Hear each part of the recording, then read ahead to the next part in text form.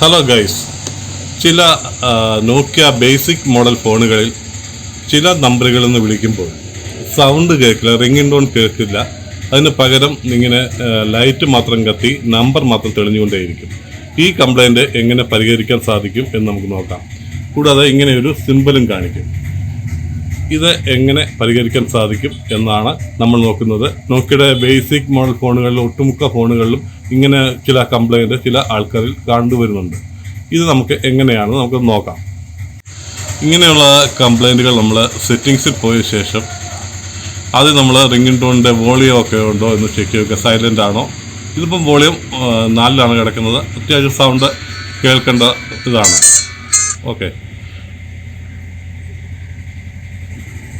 പക്ഷേ ringing tone ഇത്രയും sound ഉണ്ടായിട്ടും നമുക്ക് കേൾക്കാൻ സാധിക്കുന്നില്ല എങ്കിൽ നമ്മൾ കോണ്ടാക്റ്റിൽ പോവുക.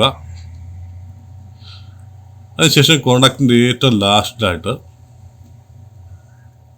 നോ സ്ക്രീനിങ് എന്ന് പറയുന്ന ഒരു ഓപ്ഷൻ കാണാം. അവിടെ നോക്കുമ്പോൾ നമ്മൾ ചില നമ്പറുകൾ അവിടെ കാണാം.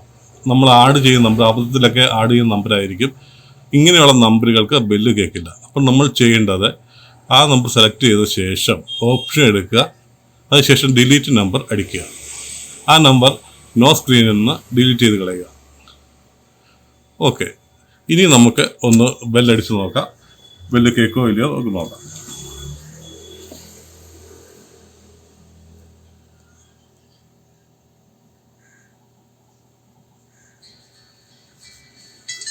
ഓക്കെ, ആ കംപ്ലൈൻറ്റ് പരിഹരിക്കപ്പെട്ടിട്ടുണ്ട്. ഓക്കെ ഫ്രണ്ട്സ്, വീഡിയോ ഇഷ്ടപ്പെട്ടെങ്കിൽ തീർച്ചയായും നമ്മുടെ ചാനൽ ഒന്ന് സപ്പോർട്ട് ചെയ്യുക. ഓക്കെ.